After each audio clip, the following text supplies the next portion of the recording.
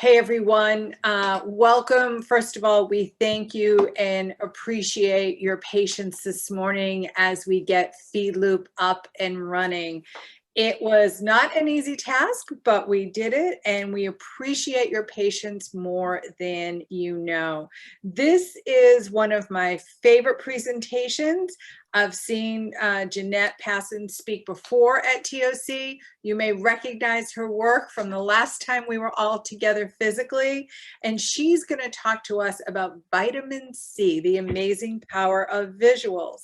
So Jeanette is a leadership and career development specialist who loves to enhance the training she creates with fun and compelling visuals. She began her journey in the field of training and career development as a foreign language instructor in the U.S. Air Force.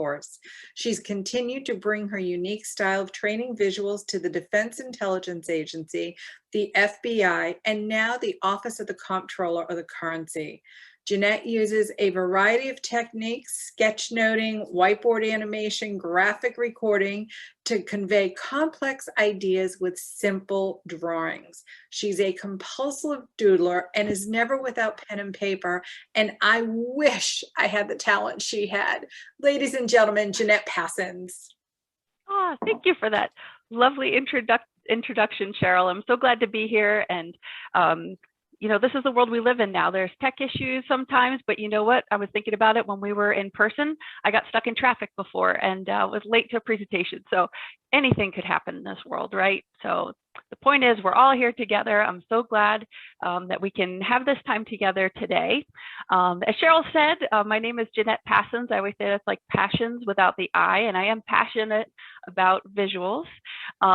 So I am a compulsive doodler. I am not formally trained in art. I'm just somebody who likes to draw a lot, and I have found that it is a great way for me to communicate, and it makes it easier for myself and other people too.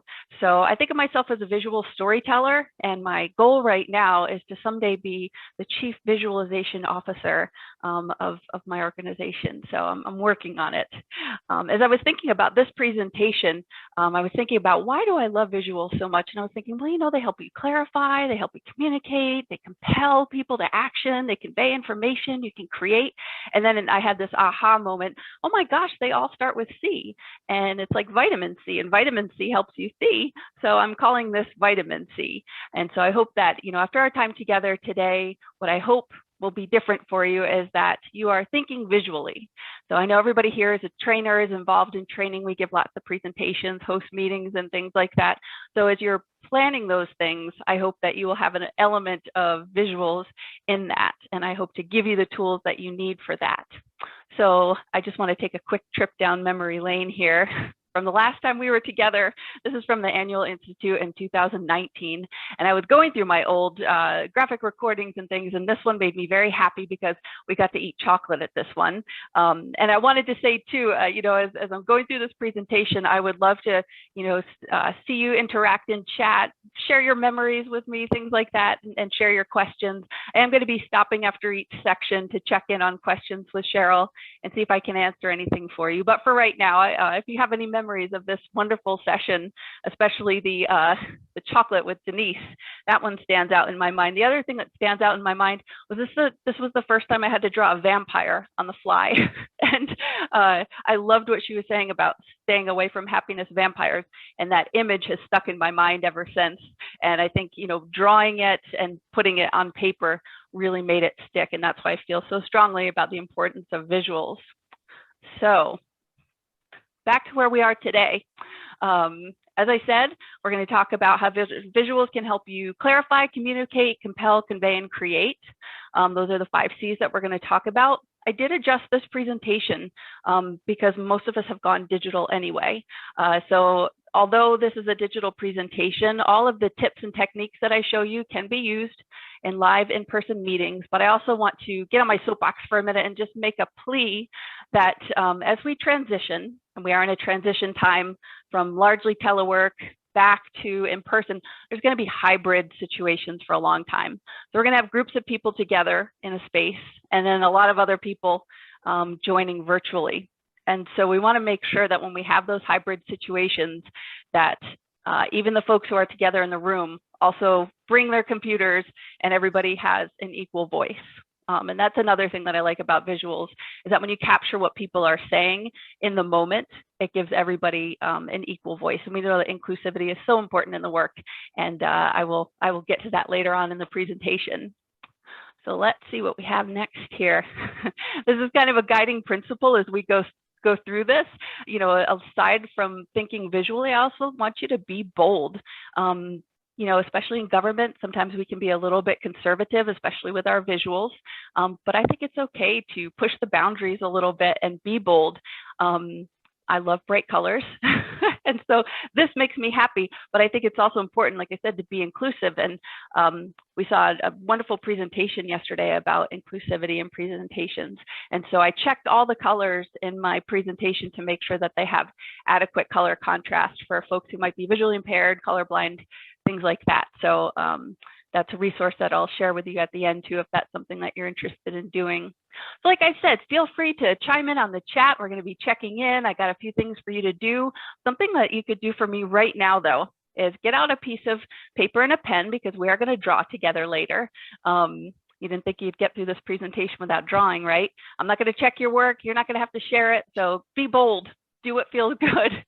And then I'd also love for you to get out your phone right now, because we're going to do a little check-in poll here. All right. So this is, what is your current mood? And this is my cat Moonlight, and she has a lot of moods. So what I'm going to do here is let you take in these moods here for a minute and think about how you're feeling today. And then we're going to go to menti.com. So are you chill? Are you buried in paperwork? Are you feeling focused? Are you overwhelmed? Are you living your best life? Are you just hanging in there? Are you toast? And if you're fill in the blank, then you can go ahead and put in chat how you're feeling. So here's what we're going to do. Go to menti.com on your phone and enter in that code 52570914. And you'll get some options. And you can actually, if you're feeling a couple of these, you can do that. So I've got it up here on my phone. Hopefully you do too. You can also do this on the computer, just on any sort of browser. So today I feel like I'm living my best life because I'm here with you. And I am going to go ahead and share the poll so that you can see it.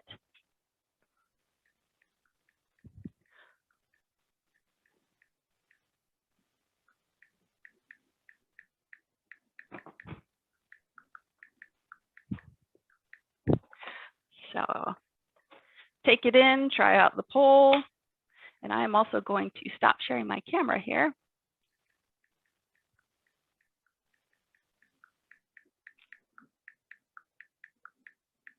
Because that is not a fun angle for you.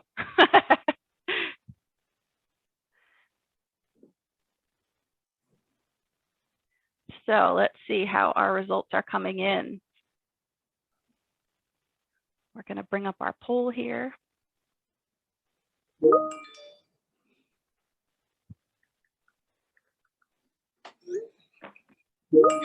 see, and let's show these results. All right, so we got some people feeling buried in paperwork. We got it focused. We got it overwhelmed. Other people are living their best life. That's great, and it's okay if we're just hanging in there. I know tech-wise, it was a tough morning, so we're all feeling it. But this is a visual that I love to use with people just because it's outside of the norm. Menti is easy to use. I'll give you the link afterwards. But I just like to do a little visual check-in with my folks when we meet. So let's go back to the presentation here, and we'll get started. All right, we're going to talk about our first C. So when we talk about clarify, that's making a statement or situation less confused and more comprehensible. And like I said, when we're in those hybrid situations, it's most important to make sure that everyone feels included and that everybody knows what's going to be happening. So I am going to share my drawing program with you. The screen is going to change here in a second. I am using, for the people who are interested in tech, I'm using a Surface Pro 4. It's about 6 years old, still kicking. And this is Sketchbook Pro is the program I'm using, and it's actually free. And it's my favorite drawing tool. I also have an iPad Pro with an Apple Pencil, which I like, but I'm getting used to it. So I decided to go with my tried and true today. So let's talk about, if we're talking about clarify, we need to have an agenda. You guys need to know where we're going. So we are going to go to the island of outcome. And what we want our outcome to be today is for everyone to think visually. All right, so that's how we know when we've arrived, is that everybody here is able to think visually. And how are we going to get there? So we have these stops along the way, and I'll just let you know that when we talk about these things, when we talk about clarify, we're going to talk about the agenda and the importance of that. We're also going to share a tip for letting people know when they're next, because that's always tricky when we're in these virtual meetings. When we talk about communicate, we are going to talk about one of my favorite tools, which is PowerPoint. And I know PowerPoint gets a lot of hate, but I happen to love it. When we talk about compel, we're going to look at some compelling images that would compel you to action. Let's see, for convey, let's see, we are going to talk about feelings, because really, at the end of the day, we are all feeling machines that think, right? Not thinking machines that feel. And then when we get to create, we're going to get to draw. So let's look at our journey here. So we're going to go from clarify to communicate, to compel, to convey, to create. And after we've made that journey, we will be on the island of outcome, and we are going to be thinking visually. So this is our old-timey pirate map. I like to do these because you don't have to draw straight lines. It can look old-timey with some jagged edges. So that's my favorite kind of map. So this is our agenda for today, and this is where we're going to go and how we're going to get there. So I'm going to go back to my PowerPoint now. Now we've seen an agenda. So I want to share another tip with you here. And you don't have to draw your agenda like that. You can always, type it up ahead of time. That's fine. But just make sure that people know what to expect. So one more thing I wanted to say about clarify. I find this is because I find this frustrating and a little bit unnerving in meetings is, if they say, okay, we want everybody to weigh in on this topic, I always think, well, how do we know who's next? And people are always stepping on each other and think, oh, sorry, you go ahead, you go ahead. One way to alleviate that is just put up a list of names and just say, this is the order we're going to talk in. You can put it in the chat, or you can put up a little, post-it note on your PowerPoint, but just let people know. It just cuts down on time and stepping on each other. And it also ensures that everybody gets a voice in the meeting. And a lot of people, especially introverts, don't like to be surprised. They don't like to be called on. They need to process in their heads. And so we're just respecting them by letting them know when they're going to be in the order. So that's just a little tip for you. And then one final thing, I don't know how many of you like to take handwritten notes, but I am still very much an analog person. Although I have made the transition to digital, I still love to take visual notes with pen and paper. But I also know that I need to be efficient, and my team shares a lot. So I actually take pictures of my notes and then post them in OneNote so other folks can see them if we need to. And I do also type and take notes too, but this is my favorite way to do it, especially if I need to remember stuff, if it's a really important meeting. So I still do this. And on my soapbox, again, I will say it's very important to have somebody take notes, especially at those hybrid meetings. So whether or not you're a visual note taker or you just want to share your screen and take notes on a Word document, make sure that somebody is documenting the meeting, especially if you have deliverables or assignments coming out of it. It keeps everybody on the same page. So that's a very practical use of visuals there. So I'm going to pause for a minute, and I'm going to ask Cheryl if there's anything in the chat that I can address at this point. Actually, right now, no, but I will tell you that a lot of folks, Stephanie Lombardo says, feeling machines who think, love that. I thought the whole thing about the order of names was a great idea. So I want to remind folks, if you have questions or comments, and as Jeanette said, she's going to check in with us at the end of each C, you can use the Q&A button on the blue bar under the video, or you can type in the chat and I will relay your questions. Thank you so much, Cheryl. And for anybody who joined late, I did ask folks in the very beginning to just have access to pen and paper if you want to draw with us at the end of this. And I'm going to ask Cheryl a quick question because I know we started a few minutes late. Should I still aim to finish up at 10:35? Or what time should I shoot for? You have a hard stop at 10:50. Okay. All right. Well, I do want to leave time for questions and some interaction and maybe a demo and stuff. So I will do my best to stay on track here. All right, so let's move on to communicate. So this is sharing information, right?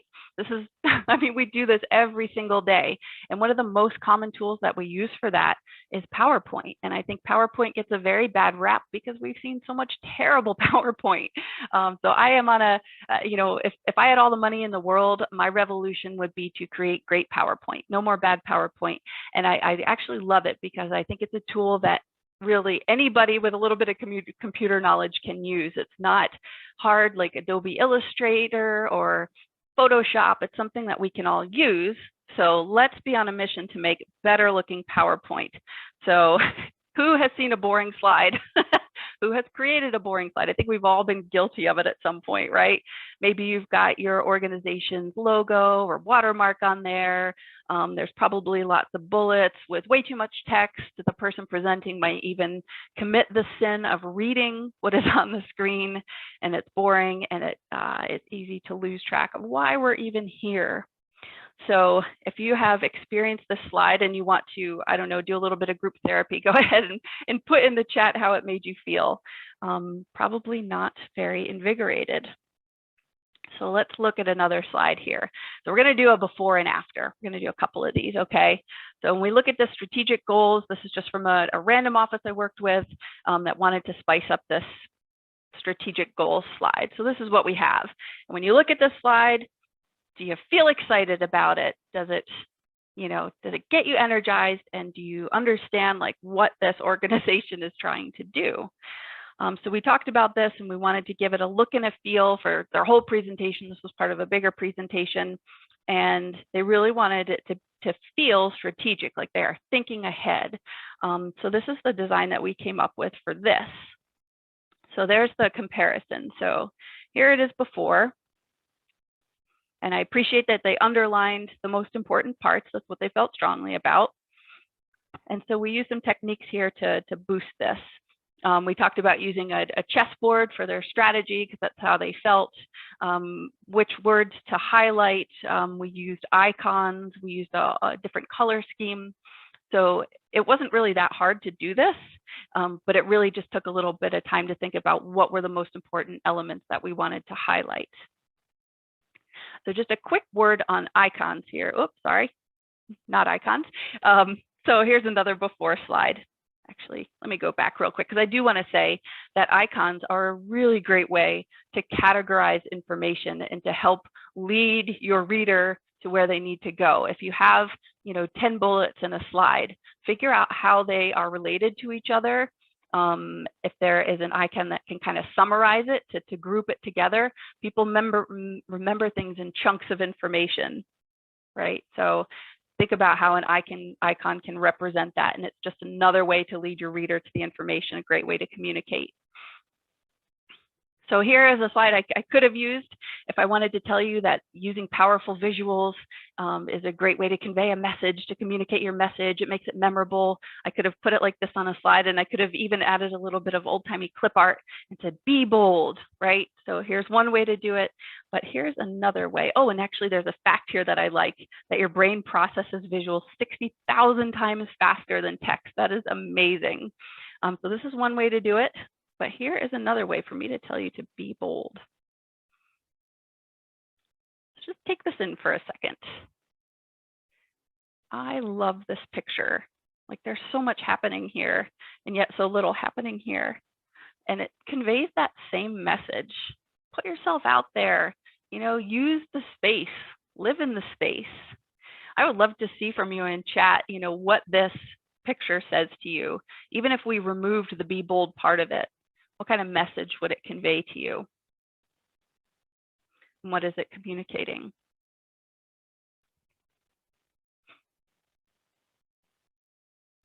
So let's see here. We are at the end of the communicate fee. Cheryl, do we have any questions? We are. Yep, folks are saying they love clip art, but sometimes people think the images are too extra. Folks are saying much better, love it, and PowerPoint gives you ready-made design options to zoosh your slides. Stephanie, I hope I said that right. The new design options are useful. People are visual, love it. Courage, go beyond. Taking risks. Oh, I love that. Yes, that's what this picture, yeah, it's all about taking those risks. And thank you for whoever pointed out that PowerPoint has really upped their game recently. So if you have an updated version of PowerPoint, you will notice that you can insert, they have an icon library. You can insert stock photos, which is great because I know many of us are limited through our organizations about what we're allowed to purchase. Although I will share some free stock photo sites with you if you're interested in that. This was actually an image from the PowerPoint library. So if you go to insert in PowerPoint, you can find those great pictures.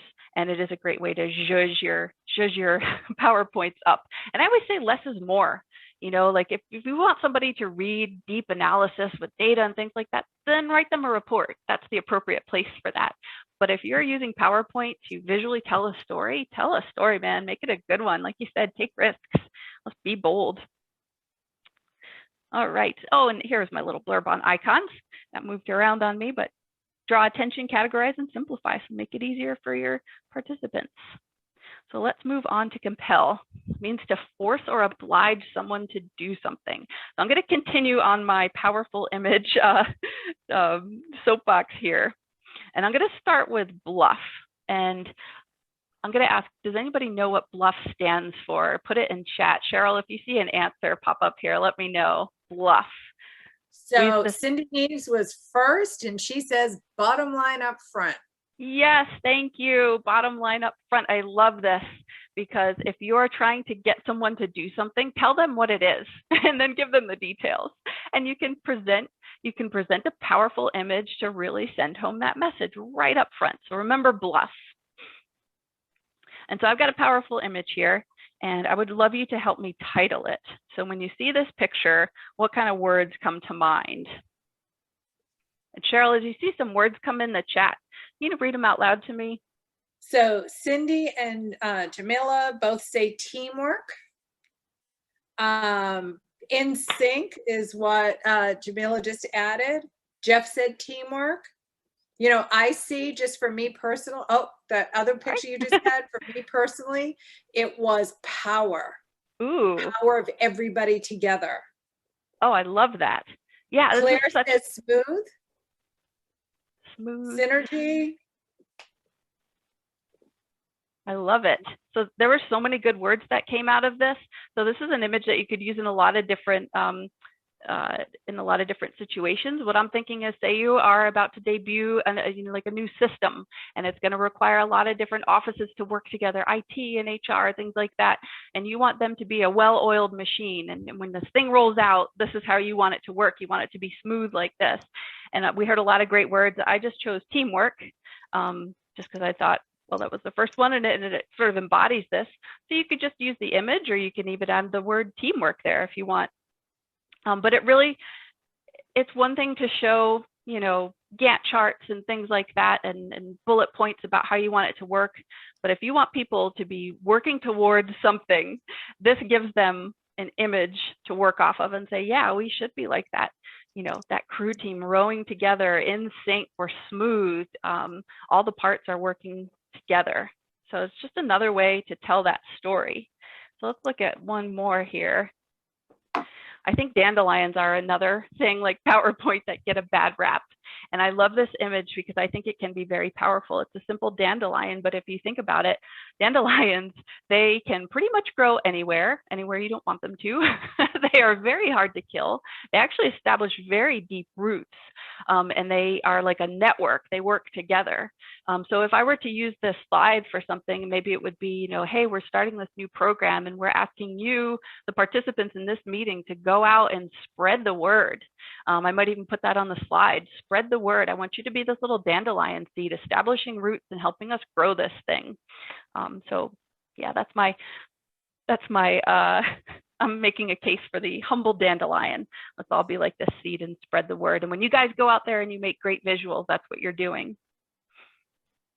And here's one more thing. So if you're going to do a bottom line and you want to say, look, we can do something here and it's going to be hard, or we can do nothing, here's the result. I feel like this is a powerful image that would tell that story with very little in the way of text. So if you want to make the case to compel someone to do something, think about powerful images. Less is more. Really touch into that emotional part of it. So let's see, let's check in again on chat. Cheryl, do we have anything? Not right now. A lot of folks are still giving us their great words. I can tell you that Erin has said some of the images have been powerful, so thank you for that. Anybody else have questions at this point? And we'll have So, some time at the end. Oh, sorry. Claire just wants to remind everybody that there's going to be a 2-question survey popping up at 10:40. Back to you, Jeanette. All right, thanks. All right, so let's talk about convey. And this is all about feelings, right? This is making an idea, impression, or feeling known or understandable to somebody. And I do really feel strongly that we are feeling machines that think. You know, we can cut through the noise and get to our lizard brain and really tap into emotions. And I feel like that's where visuals cut through the noise. So, oops, sorry. So I'm going to ask you to do just a little mental exercise with me. This is another kind of check-in that I think is valuable, like with teams, you want to figure out how everybody's doing in a given moment. So on a scale of 1 to 10 right now, think about your energy. You know, did you have that third cup of coffee like I did and you're feeling like a 9? Or did you roll out of bed late and you're feeling sluggish? So 1 out of 10. And then also on a scale of 1 out of 10, how are you feeling regarding your pleasantness? Are you feeling salty, maybe down like a 1, or frustrated? Or are you feeling really like exhilarated and happy, right? I'm feeling pretty good. So once you have those numbers, let's move on to this slide here and then find your word on this mood meter. So go from 1 to 10. The horizontal axis is your pleasantness, and then 1 to 10 on the vertical axis is your energy. So I am actually feeling inspired right now. That's my word. So if you want to put in chat how you're feeling, I just like this chart because it's very simple. And actually, I stole this from my son, who's a 5th grader. And his class would do this every day in the beginning of virtual school. And he said it always surprised him that the word was always correct for how he felt. He did the math first and then the word. And I always thought that was pretty cool. So you'll be able to get this after as well. So here's another way to think about conveying, right? And conveying emotion. So this is a drawing I did for change management. We were talking about just change management in general. And so say your organization's going through a big change and you want to check in with people and understand where they are on that change management spectrum. Ask them to identify where they are on there. Are they this person who's completely against it, turning their back? No, I don't want any part of this. Are they like, I'm not so sure, but I need somebody to kind of guide me? Are they looking over and going, oh my God, this is scary. Now I'm paralyzed. Are they like, come on, get on board. Let's do this. Are they an early adopter? Are they up there like, yeah, let's go ahead and get to that exciting future? So this is just another way, rather than asking the question, how do you feel about this big organizational change? Ask somebody to identify who they are, right? Who are you being right now? That's the important question. And do you identify with any of these people? Sometimes before change, I feel like this lady, it's a cliff and we're gonna fall off, but it's okay, we got each other. So one more, this is an example of a graphic recording that I did for a team. And what I wanted to just share here about this, you don't even have to read this. I know there's a lot there, but this is a team who was having a team building event, and they wanted to really think about like, who are we and what do we do and what's exciting about that? And it's funny with this, I actually came into that session with a whole different color palette in mind. They were like a legal office, and I thought, oh, it's gotta be blue and gray and very serious.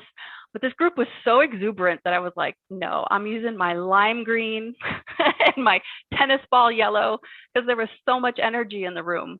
And I hope that that is conveyed through this. Like, again, this is the power of visuals. Like, does this get you excited? And at a glance, can you see that this is a team that feels very strongly about what they do, but that they also value creativity and fun and happiness? Like, this is how they operate.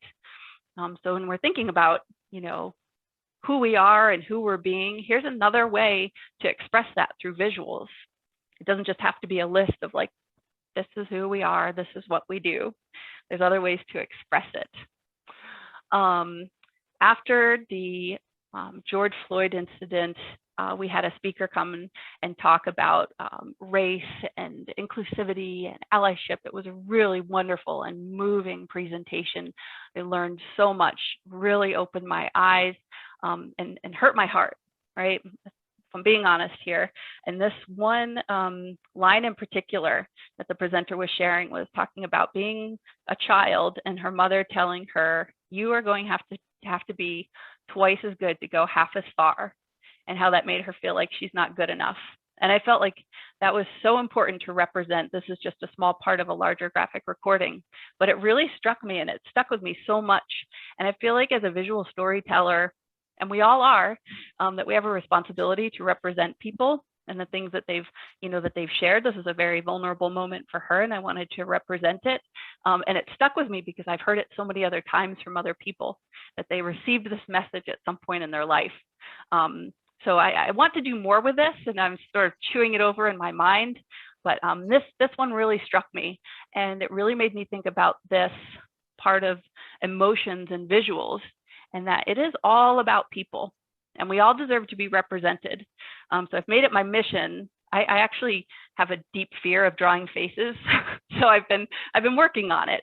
Like I said, I'm not a trained artist. I just like to draw, and so I've been following a lot of tutorials and things, and just trying to draw faces and draw them quickly. And it's so interesting to me to see when people see themselves represented and they see themselves on screen, they feel like they have a voice. And so regardless of whether you use stock images, you make your own, or something you can do is take pictures at work. If you have, say an audio visual team, and they can take pictures, and you want some kind of like B-roll footage of real people in your organizations, I think that goes a long way to helping people feel represented, because that's a big part of our job, and it is about the people. So that's a large part of what I do, is thinking about how do we represent people and how do we make this relatable to people. So I want to see if we have any comments here at the end of Convey. What are people saying in the chat, Cheryl? Not a lot right now, but I do want to remind everybody, great opportunity to chat and share your thoughts. A lot of folks are still talking about working together from the visual of the folks crossing the bridge. Okay. Yeah, that's true. I know it sticks with you, right? There's something about it so symmetrical and like so smooth. Very powerful. So let's talk about create. And this is actually my favorite one, because this is where we get to work together. So if you have paper and pen out now, this is the time. And I think that even though we are working remotely and we might be in a hybrid situation, there are things we can do to get all the brains together and brainstorm. Using metaphors is a good way to do that.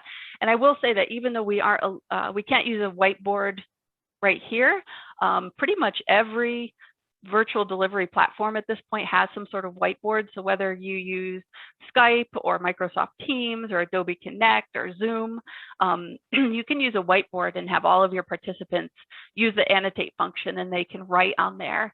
And it's a great way to get all the ideas in the room. But what I've found is that sometimes a blank sheet of paper is a little bit scary. So using a metaphor can kind of help you figure out where to put stuff, right? So if I were to use this with my team, what I might do is say, okay, so we're here at this current state.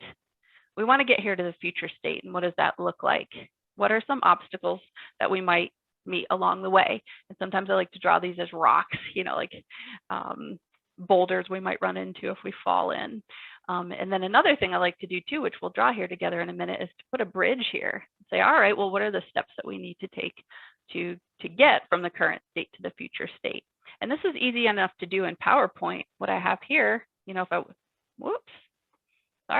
I wanted to use the current state, I could just say, okay, where are we right now? We are not digitally savvy, right? So how do we get digitally savvy? And so you could use this template to sort of guide people visually through that discussion. Jeanette, just so you know, stop sharing your screen. Oh no, that's what happened there. Thank you. Let's get back here. Okay, are you seeing it now? We are, thank you. All right, so let's go ahead and draw that metaphor. So I'm going to hide all of that business. And let's take a look here. So you guys have pen and paper. You feel free to draw along. This is one of my favorite things to draw, actually. I think it's very beautiful. So let's draw our bank. And what it is just a little squiggly line like that. And you can go ahead and do another one on the other side. And then at each of these points that comes out, just draw a little line down. And this is what makes it into a cliff.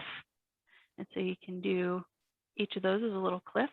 And what I like to do just for visual interest is kind of do some little lines here to let you know that, oops, this is really high up, right? Just like the one that we saw before. Doesn't have to be fancy. These are just some cliffs. And then we talked about before, maybe there's some boulders down here, and those are some rocks. So these are things that could be obstacles. And so you can draw the boulders before or after you write. But you know, if we were filling this in together as a team, maybe money is one of these boulders, one of the things that might hold us up, right? And then over here, so what we can do is do a horizon on both sides. And if you want to, you can put up that, I love mountains. They just make me happy when I draw them. So if you want to do a little bit of a shadow there, that's how they get a nice peak. This always makes me feel like Bob Ross. I can watch him draw all day long or watch him paint. I also have a thing for watching people do calligraphy on Instagram. It's so meditative. But there's some mountains there if that's where you want to get to. And then let's do the bridge. I love the bridge. So what I do is a line on each side. And then what we're going to do is this is going to be like a suspension bridge. All right. And then I just do like a little, one more line to show that road is going over. And then if you want to make it like the Golden Gate Bridge, you can draw some lines. Right. And now you have how we're going to get there. And so you can draw this for yourself, take a picture of it, upload it to PowerPoint, then you've got your own template. Jeanette, we do have a question. Dina Nance is asking, she loves the visuals, but has a question. Since most of the words are removed from the slides, do you give out participant guides that have details and words? Yes. So I would, you know, if I'm using, I guess you're talking about if there's like a big, powerful image, do you just talk to it or do you later add words? I guess it would depend on the situation. I would certainly talk to the powerful image. And then if there are things that the audience needs to know that they really need to walk away with, yes, I think a participant guide or some sort of, you know, summary, maybe an executive summary or something that, you know, these are the things that we talked about. But I like to hit them up front with that powerful image. Let me know if that answered your question. Awesome, awesome, awesome. Thank you. All right. Cool. So if you happen to have markers or colored pencils and you want to go in and start adding some color on here, you can do that. I always like to make it nice and green and pastoral over here because now things are happy, and then maybe over here it's a little bit less happy. So anyway, I'm just noticing the time and I want to make sure that we get to do everything that we want to do here and that we answer all the questions. Let's do one more drawing together because I think that this is really important. And I know we had fun doing this last year. And this is drawing people. This is drawing stick figures. I feel very strongly about stick figures because I feel like they can be very evocative. So this is how most of us draw a stick figure, right? And that's fine. That's a person. That's great. You can go with that. If you want to boost it up just a little bit, here is our quick tutorial. Let's draw a head and let's draw a box body. I'm going to draw kind of a rectangle. And look here, there's no neck. Oh my gosh, there's no neck, and that is totally fine. It's weird that you don't need to draw a neck, and it actually makes your life easier if you don't. They just become much more expressive for some reason. So we've got a box for the body, and then just throw some legs on there. And you can do little round feet. Doesn't have to be fancy. Let's have this guy hands on hips. And there are lots of different types of hands. You can do oven mitt hands if you want. You can just do little circles. You can even just do a slab. And so right now this looks like a man, but I always like to make sure that I default to women first. I do like to draw a little ponytail, or sometimes I'll just do a random swoosh for hair. And there we go. If you want to draw someone in a dress, just draw the head, and then we do a little triangle. And I happen to wear a lot of dresses in real life, or I did before COVID. So I always like to draw dresses. And maybe she's presenting. So here she is saying, here, I have an idea. And we'll give her little swish hair. And because I draw light bulbs so much, I'll go over that one with you. It's kind of most of a circle, and then it sort of tapers down a little bit. And then we've got some lines where it screws in, and you could even put the little dot there at the end where it connects. And then I love this part. Just do 2 lines and just a little squiggle, and that's the filament in there. And so we can go and make sure that our light bulb is bright and shiny. So I would love to sit here and draw all day. I hope you guys are able to do a little bit of drawing. It can be very meditative. It's just for you. It doesn't have to be perfect. This is functional art, as I always say. So I hope that you are with me on the island of outcome here. This is what we covered today. If you have any questions, let's talk about them. But in the meantime, I'm just going to put up some resources for you. So we can be looking at this. Just so you know, like I said today, I used a Surface Pro 4. They have much newer versions, but I love this one. And the program I used is Autodesk Sketchbook, which is actually free. It didn't used to be, and now it is. You can also use an iPad and a program called Procreate if you really, really want to be fancy. Is an excellent program. The polling that we used is called Mentimeter. It's just mentimeter.com. They have free accounts, or you can pay a little bit of money to get some extra features. Free images, if you don't have an account with iStock Photo or something like that, you can use Pixabay, Unsplash, or Pexels. If you're interested in graphic recording or connecting with someone who does graphic recording, you just want to get into this, Nova Scribes does tons of meetups, and they're a wonderful group of people. And my favorite book is The Doodle Revolution by Sunny Brown. Highly recommend it. And if you want to see more of this kind of stuff, just follow the hashtag graphic recording. So in our last 3 minutes, Cheryl, how are we doing? We got questions or anything? We do not right now, but I want to remind everybody that you can connect with Jeanette in the chat. I'm sure she'll be checking in the chat in her session in FeedLoop when she's done. You can also connect with her in the speakers section. We do have a quick question, and it's like a minute answer. You talked about taking a photo of the handwritten notes and uploading it to OneNote. What's your trick for doing this fast and quick? So I actually just take a picture of it with my phone, and then I just Gmail it to myself at work.